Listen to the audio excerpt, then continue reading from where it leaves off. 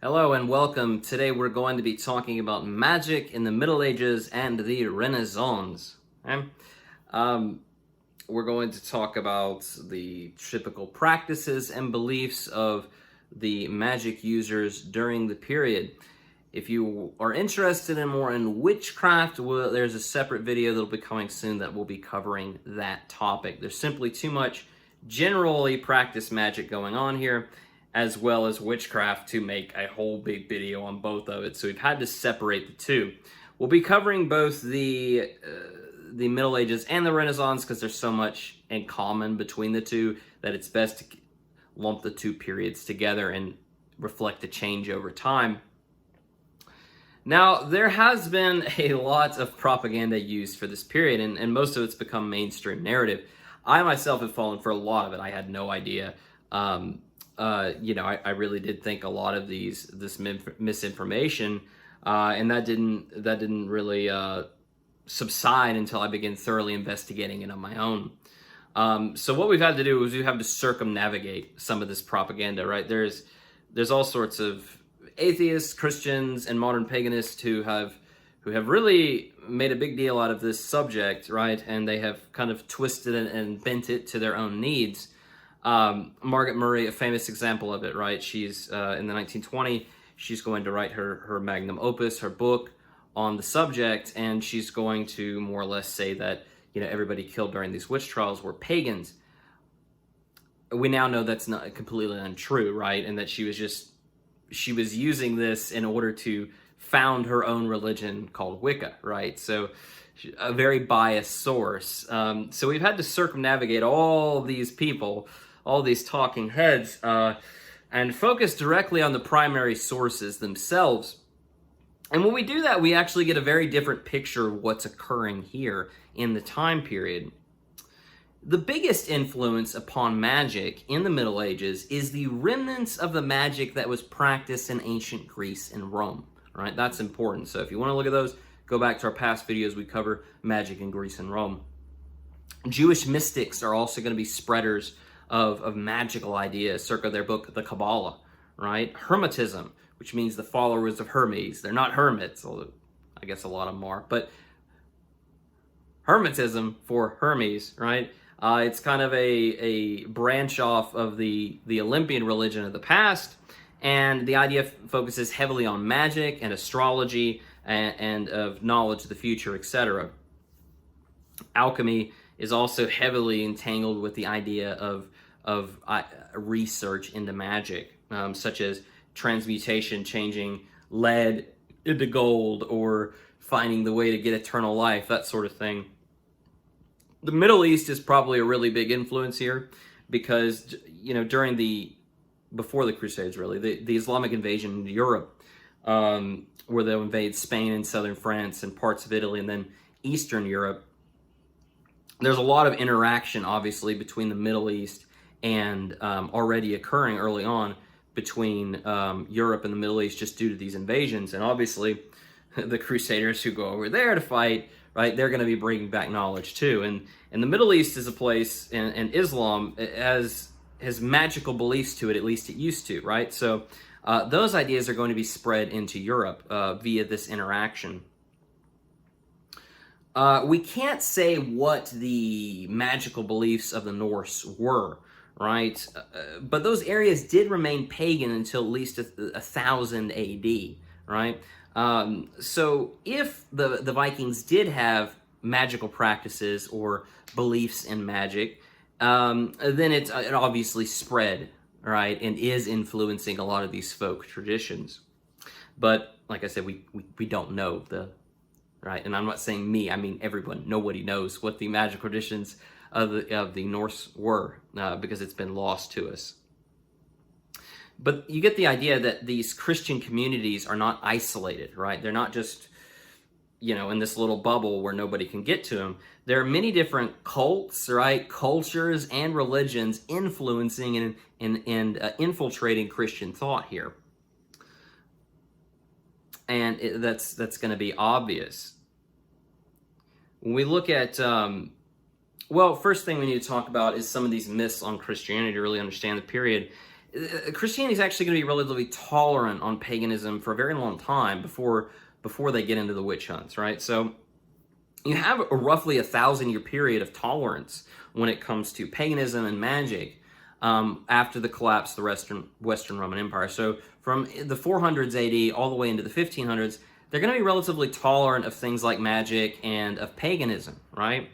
So we do have a very long period of peace, and the idea was, the common thought was, these people are without God, but they're not against God. That's a key distinction. They're not evil, they're just without God, right?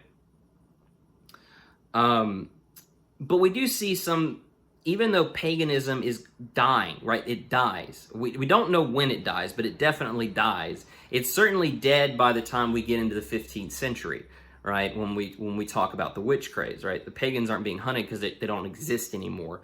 But pagan ideas and do infiltrate Christianity and survive through that, right? We could look at the Mother Mary, right, as an example, right? She takes on many of the attributes of Athena, the Greek goddess Athena, and as this mother goddess, right, this protector goddess, and becomes kind of this supernatural guardian of Constantinople in the same way that Athena was of Athens. We have in the Greek East the idea of the evil eye and of amulets of protection, magic amulets of protection against evil. That carries on with Eastern Christianity, and that it's still going on to this day. You can still get your little evil eye necklace to protect you from bad stuff, and it's still popular. There are medical manuals known as leech books that were produced by the clergy and monastic communities throughout Europe. They base their idea of medicine on the Greek and Roman ideas of medicine, right? So, but these ideas, the Greek and Roman ideas of medicine, are inseparable from magic. And we see that here, where they're taking their knowledge on magic is also going to be very much linked, on medicine is very much linked to magic.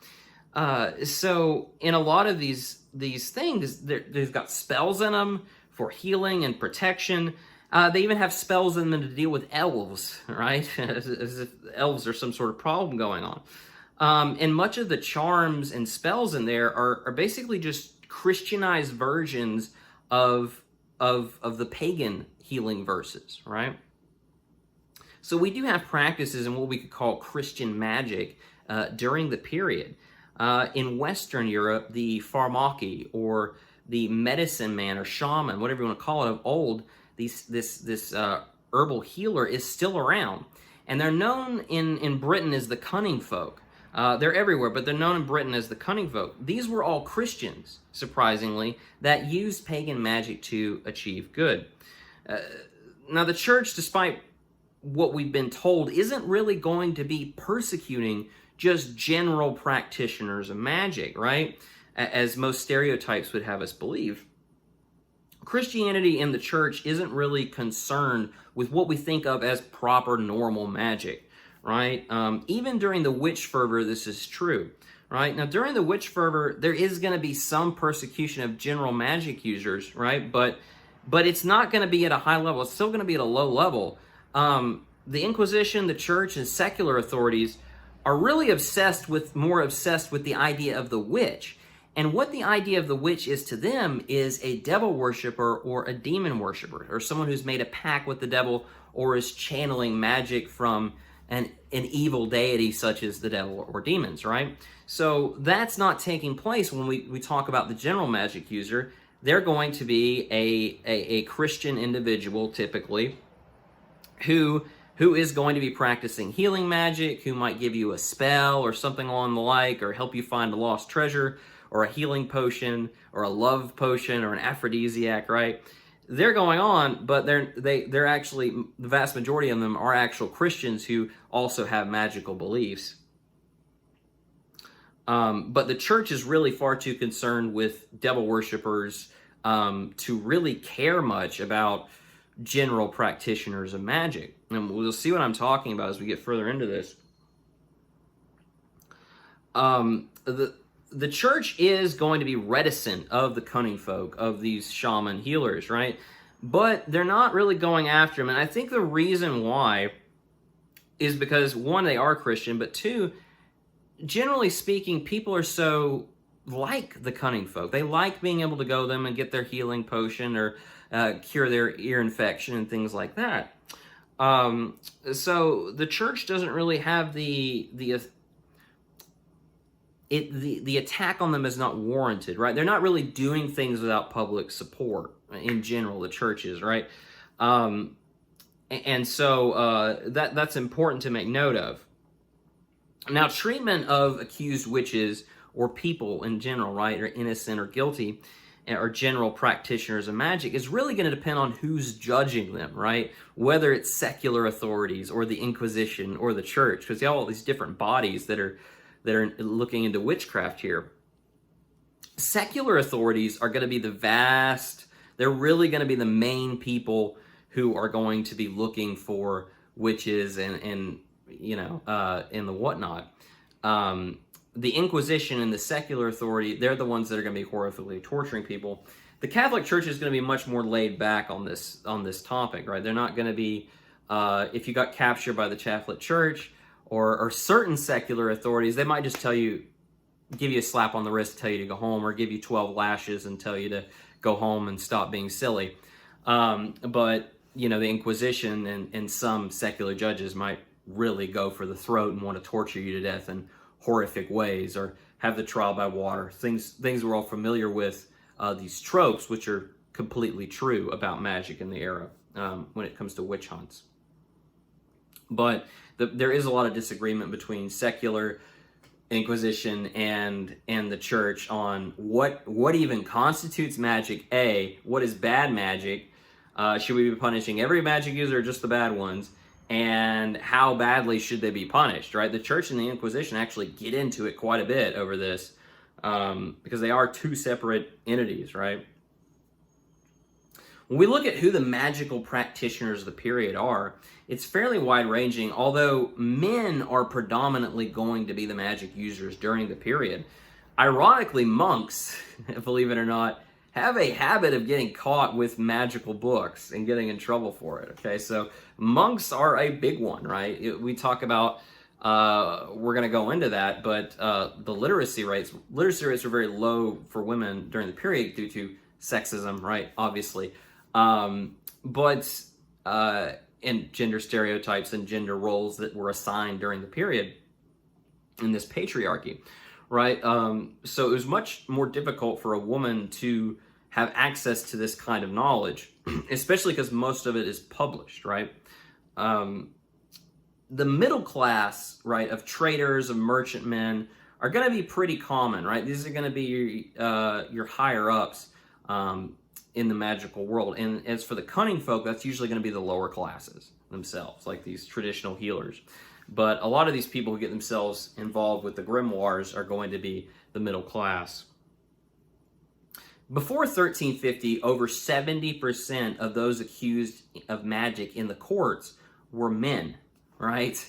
But during the early 15th century, between 60 and 70% were female, right? So here lies the origin of the witch hunts that are going to come in the 1500s, the 16 and 1700s, right? With this female stereotype.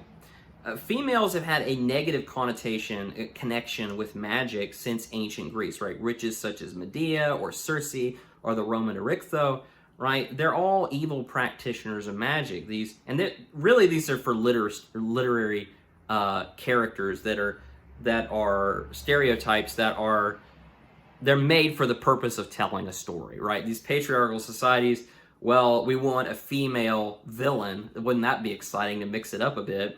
But we can't have her be a threat to the man physically, because we're patriarchal.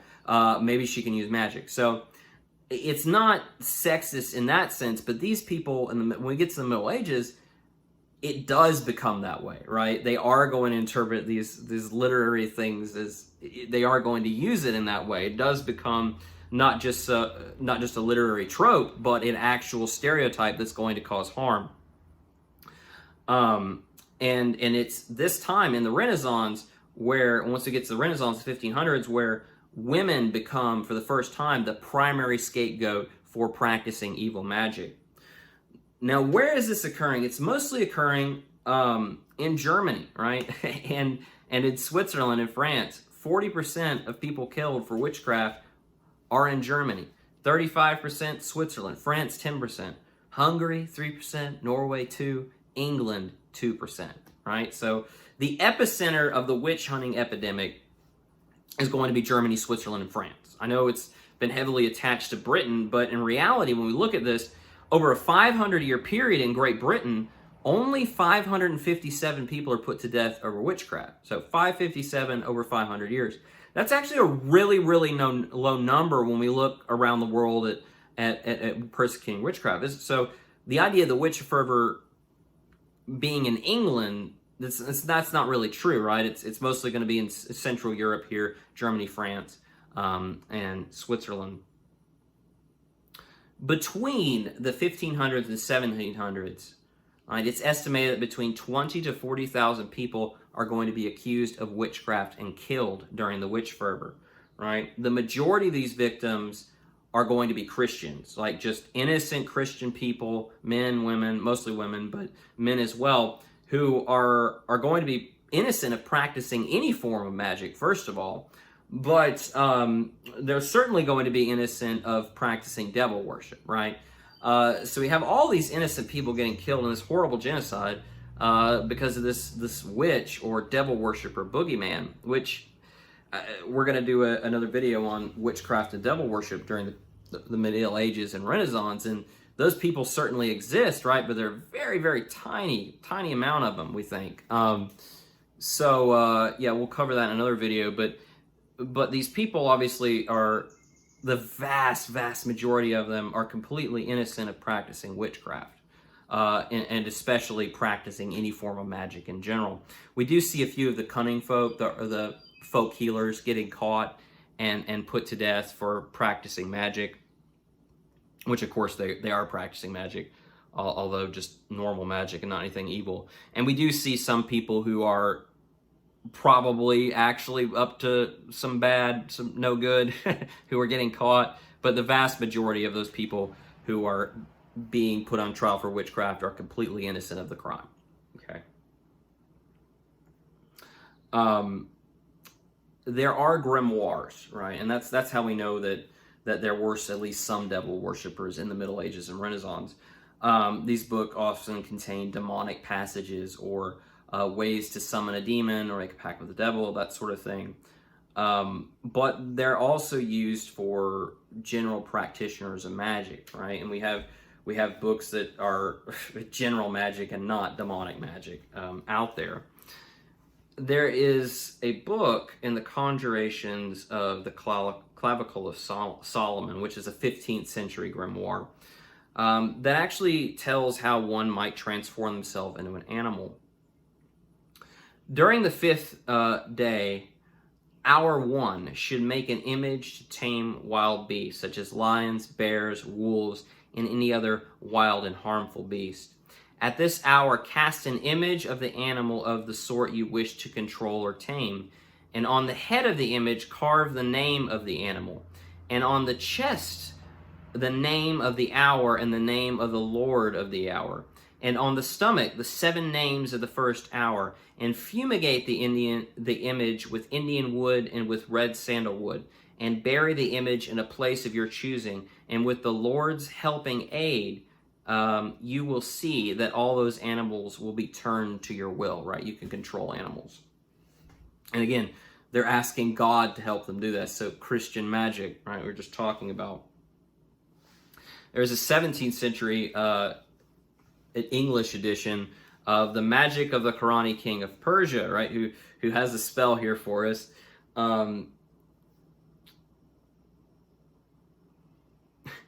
For alopecia, falling out of the hair like you're going bald, apply the ashes of little frogs with tar, right, to your head. Rub it on your head. If you want to wax your head or something like that, burn the skin of a frog and put it into a water of the bath water, right, and bathe in it. By the 16th century, we see this character of Oberon, right, king of the fairies. And in this magical manuscript here, he teaches the man knowledge and the psyche, and he showeth the nature of stones, herbs, and trees of all metal. He is a great and mighty king, and he is king of the fairies. He causeth a man to be invisible. He showeth where hiding treasure is, and how to obtain the same. And another manuscript actually shows how to conjure up fairies and how to call Oberon, right? And actually trap him inside of a crystal, right? So you can call him up again later. Cunning-Folk are these people who are the healers, right? The pharmaci, the shamans, and they're all over Europe. Also known as witch doctors, right? Or as white witches or wizards. They practice what's known as folk magic or lower magic, primarily using spells, charms. They might use magic to combat witchcraft, malevolent magic to locate criminals, missing persons, stolen property, fortune telling, healing, treasure hunting, helping people fall in love or making someone fall in love. To break curses, they'd actually use witch bottles, right? Ceramic bottles containing items like urine, nails, hair, and nail clippings all put together, which they believe could cause harm to a witch. Other Cunning-Folk apparently preferred to make dolls of the witch out of rags and other materials, and then pierce them with pins, again with the intention of inflicting pain against the witch and breaking their curse. To find a criminal, astrology was often used. Another might have their client look into a crystal ball, and that way they could see the client would be the one naming who it was they were looking for. In 1382, a cunning man, Robert Barwold, was brought to court for accusing a woman of stealing a drinking bowl. This is the evidence he said he used. He used a form of divination known as turning the loaf, where a wooden peg was stuck into the top of a loaf of bread with 4 knives then sticking out of the sides. A list of names would then be spoken, and according to the theory, the loaf would supposedly turn when the name of the thief was spoken. Barrowall was found guilty of making unsubstantiating claims and was punished in the pillory, right? He got in trouble. He got a slap on the wrist and told to go home. So, as we can see, general practitioners of magic aren't really being punished that much. Love assistance is one way of doing it, right? Helping someone fall in love. Often through palmistry, right? Reading the palms, casting spells or charms, etc.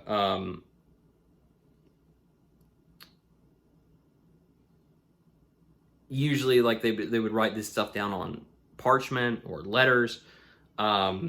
Magical texts would often be made from the skin or the hide of an animal, like a virgin animal or an unborn calf, like a dead fetus. They would use that for, and then they would invoke the names of God or angels, and then enlist their help to make this come true, to cast their magic.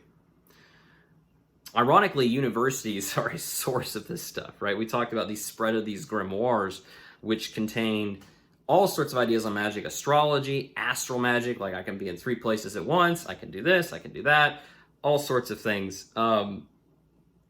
And universities are going to pick up on this, right? And so there is a problem. Like there's a university in Bologna who has magical text on astral magic in the university, is teaching it to people. One book was found in a university of Marburg in 1617, a book that actually deals on how to evoke spirits, how to obtain familiars, and how to provide longevity, like how to live 300 years. Apothecary, right?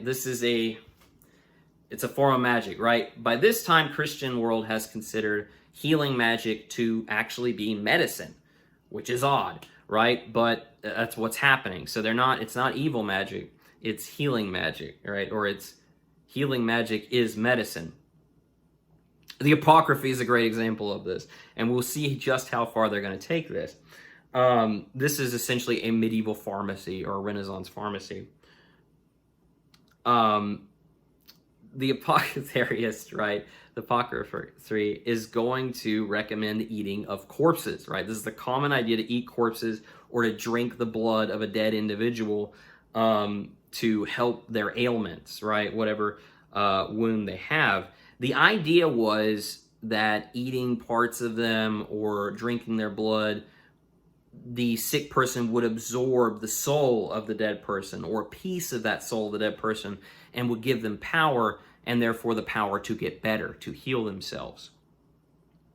So we can see that the apothecary here, right, they have made the most abominable of dark arts. When we talk about necromancy here, they've normalized some of the nastier forms of necromancy under the name of medicine, okay? And that's why they're able to get away with it. Also that they're so popular, that's another reason. So what we consider magic is actually considered medicine in a lot of these circles. Blood, they say, is especially powerful. They thought the blood carried the soul and did so in the form of like vaporous spirits. The freshest blood was considered the most robust or useful. Sometimes the blood of young men was preferred, for example, other times virgin women. By ingesting corpse materials, they believed that one gains the strength of the person consumed, right? Actually, Leonardo da Vinci talks about this. We preserve our life with the death of others. In a dead thing, incessant life remains which, when it is reunited with the stomachs of the living, regains sensitive and intellectual life, right? So, reunited with the stomachs of the living. He's talking about eating it. I gain their power. They live on through me, and therefore I'm healed. Yay.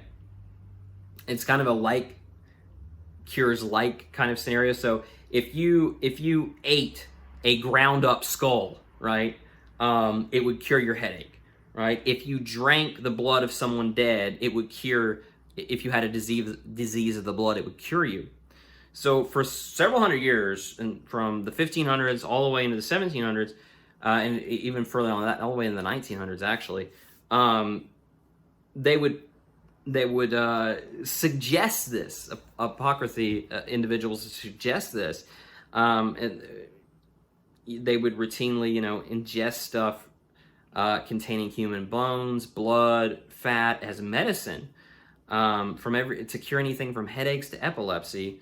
Mummies were stolen from Egyptian tombs, and skulls were taken from burial sites just around, right? So these grave robbers were stealing people's parts and then selling them for a lot of money to the apothecary. The 16th century, where the German physician Paracelsus in the 1500s believed blood was good for drinking. And one of his followers even suggested taking blood from a living body. Now we're getting into, this is all cannibalism. Now we're getting into cannibalism of people who are actually still alive.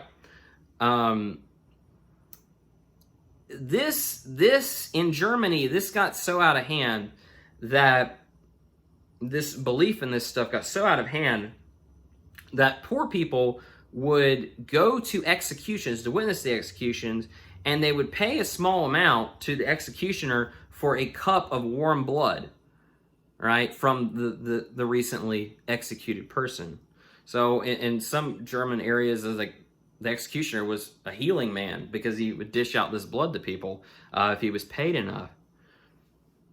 Some people would actually recommend having the blood cooked. In a 1679 recipe from a Franciscan apothecary, describes actually how you would make blood into marmalade, right? Thomas Willis, guy from the 1600s, brewed a drink of apoplexy or bleeding that mixed together powdered human skull, like it's been crushed into powder, and chocolate. So he mixed the chocolate with the bone. Pretty crazy stuff, right? So what used to be black magic in the Greek and Roman world is now medicine in the medieval world, and what it used to be, right? And now, of course, the real witches are these devil worshippers, which may or may not even exist, right? we think they did, probably a few somewhere, but we'll cover that more in our video on witchcraft. We're now going to look at some of the accused witches that were probably actually practitioners of magic. Specifically those with a connection to magic, general magic as in non-harmful, non-witchcraft, that were convicted.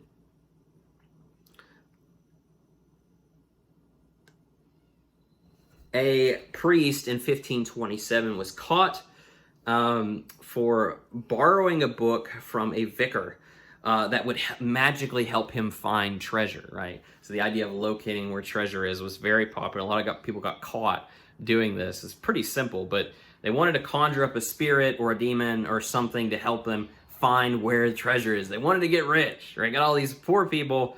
They want some magical help to change their lives. In England in 1466, Robert Barker possessed a book and a roll of the black art containing characters, circles, exorcisms, conjurations, and a hexagonal sheet with strange figures, right? And a gilded wand. These were to be used to conjure up a spirit that would direct him to hidden gold and silver, right? So again, these people are so desperate, they're turning to magic to try to find this stuff. The 15th century astronomer Henry the Bohemian in 1429 was charged with possessing necromantic books and finding treasure with the aid of demons. 2 professors at Krakow University got in trouble for the same thing, trying to use ghosts and spirits of the dead to help them find treasure. Right, so this is a common theme throughout the period.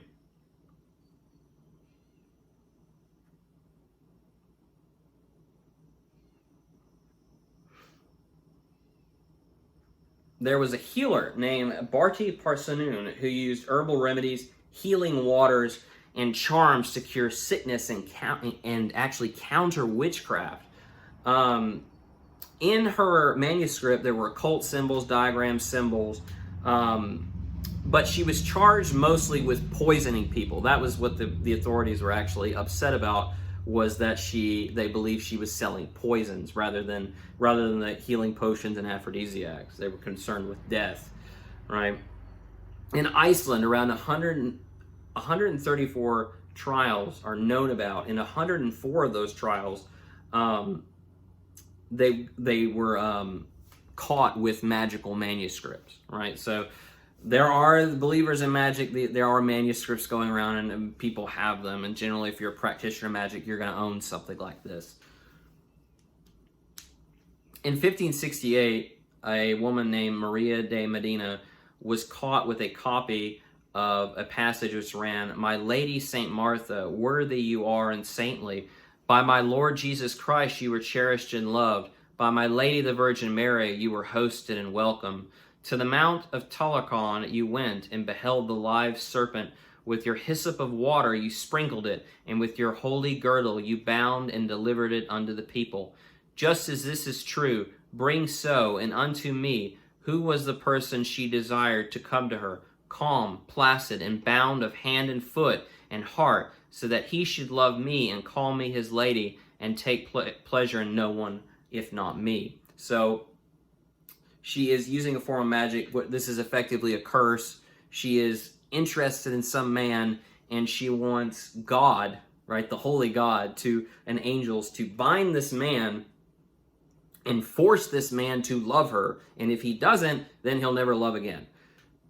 That's not very nice, right? But it is magic, and it is Christian magic, right? Because she's calling to God and the angels to assist her in this. Those were just some of the individuals that I found throughout this research on this topic that were guilty of practicing some sort of magic, right? Now, when I say guilty, I don't mean they're doing anything wrong. It's just magic's it might be illegal at the time, and so these are examples of actual practitioners of magic who are getting in trouble, right? Not the innocent people who weren't even practitioners of magic to begin with. We will go over Well, let's just talk about these stereotypes here. The stereotypes of the era are mostly true, right? It is mostly, when we get to the witch fervor, right, it is mostly women who are going to be getting in trouble. And while I wouldn't call it a war against women, because I don't think that's what's occurring here, it's a stereotype that has lent itself to punishing specifically women, such as a lot of the countries where werewolves are involved, people are getting accused of being werewolves, they're almost all men, right? So the gender is coming into play here, that's for sure. But I think it would be a stretch to call it a war against women specifically. Paganism in the era, right? Margaret Maria Thals, that all these people were pagans. Anybody who practiced magic was. And we don't have evidence of that, unfortunately, right? So all of our evidence is suggesting that these general practitioners of magic are Christians, right? They are individuals who are Christians who decided they wanted to play around with magic, okay, and probably to make a living doing it, right? We actually have a lot of confessions of Cunning-Folk who did get in trouble, who said, no, didn't really have magical powers, I just did it to make money, right? Which for the lower classes is an understandable plight. Okay? So, yeah, there is no war here occurring against paganism. Christianity is not launching a war against paganism in the Middle Ages or in the Renaissance here. Some of these pagan practices are surviving, right, through folk traditions and whatnot, and they are being practiced, right, but they're not pagans themselves. They are Christians who happen to implement some ideas of magic that might have come from different pagan religions into their theology, right? So yeah, the pagan religions are all extinct in Europe when we get to the witch hunting era in the 1500s, right? By the time we get there, we're talking about killing pagans. You're mostly going to be talking about the Teutonic Knights during the period. Teutonic Knights were in Germany. They're absolutely ruthless. They killed so many people. It's insane. Yeah, they killed a lot of pagans and even invaded countries of pagans and wiped them out. And that's where a lot of this phenomena is going to be occurring, is in Germany, right? Whether it's witch hunts or hardening down on pagans or just flat out genocide. It's going to be centered in a lot of it in Germany. This is a sad period of tribalism when we talk about the Middle Ages and Renaissance, because there's a lot of bad things happening here. It's an unfortunate human tragedy, right? Peasants are going mad and killing Jews randomly in what we call pogroms. The church is actually trying to get the peasants to stop killing the Jews, right? They've been trying this whole time, but they're unsuccessful. The peasants have gone wild, right, when it comes to that. Islam and Christianity are at war, right? The Catholics and the Protestants are at war with each other. They're killing each other. And then they're both hunting for witches. It's a sad period of immense tribalism and division. And the wrongs of Christianity in the period, they're true, right? But they're propagandized and made larger than they are, or are misrepresented, right? Because there's certainly bad things happening, but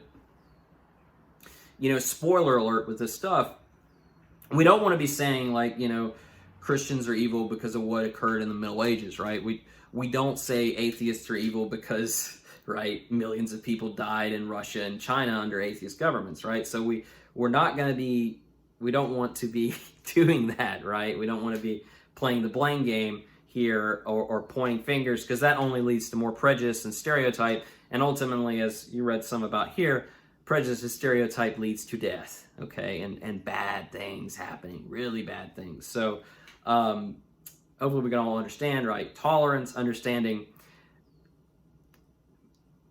Humankind would much rather change a religion to suit themselves than they would change themselves to suit a religion.